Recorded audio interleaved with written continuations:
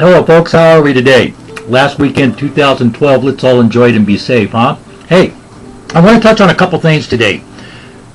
Types of law and a couple books that every business owner should have. First and foremost, we have two kinds of law. I think we all see the courtroom dramas about criminal law. That's where the police come and arrest somebody, put them in jail. We have all kinds of shows out there on criminal law. The other type of law we have is called civil law. And that's where business law and business transactions fall into, contracts, etc. And the difference between criminal and civil procedures. Criminal, you hear a lot of screaming, yelling, showboating in the courtroom. If it does not fit, you must acquit. We got very famous lines from criminal law.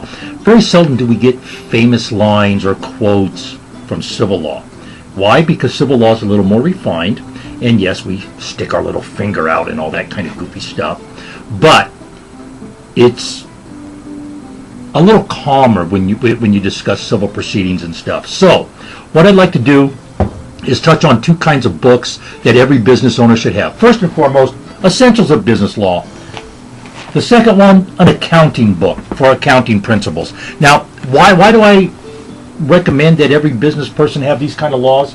First and foremost, a business law book is going to define contracts, every kind of contract that you have. And it's also going to touch on four walls of a contract. We'll get to that in another video and another presentation. Today I want to touch on something that a lot of service providers are having an issue with: collecting money for services completed.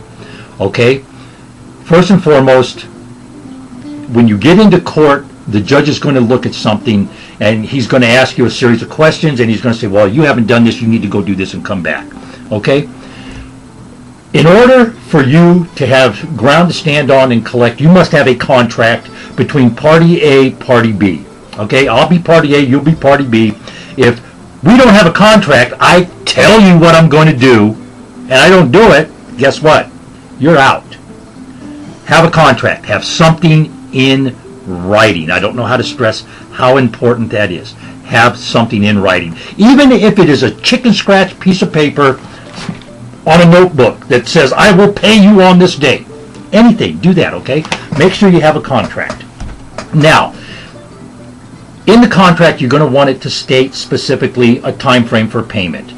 Don't get past 30, 45 days net. It's very difficult because you'll find that things expire. You have statute of limitations that'll expire on being able to file liens or stuff like that. So, what do you have to do to collect? You need to send, first and foremost, the first procedure is a letter of demand.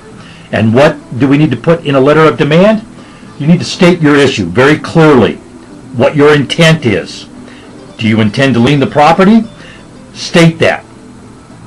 We have an issue with you not paying. This is a formal letter of intent to lien. Your next subject matter in the letter will be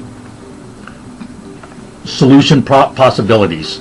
You can pay me now, you can pay me later, just make an arrangement, whatever it's going to be. And then you need to set a time frame up in that letter on what it is. This is very critical.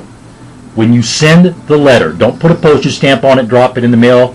Go down and see your postmaster. Send it certified mail. Why?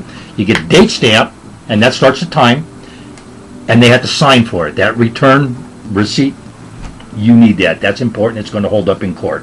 Now, keep in mind that you're going to get a tracking number. If the 30-day period ends on a Saturday, it reverts to the following Monday. Weekends don't count on the 30-day period. Okay? So that 30-day period that goes, if it ends on a Saturday, you have to give them the date that, for example, let's say Friday is the 1st, Saturday would be the 2nd, and the 30-day ends on the 2nd, then you got to go 3rd, 4th is the day the payment is due. And that's what you have to do. I hope this has been informative for you today, and as I said, as we move on, we will touch a little bit on other types of procedures in civil law. Thank you. Have a great day, folks. Let's all be safe out there. And remember, get a designated driver. The life you save might be yours this New Year's Eve. Have a great day.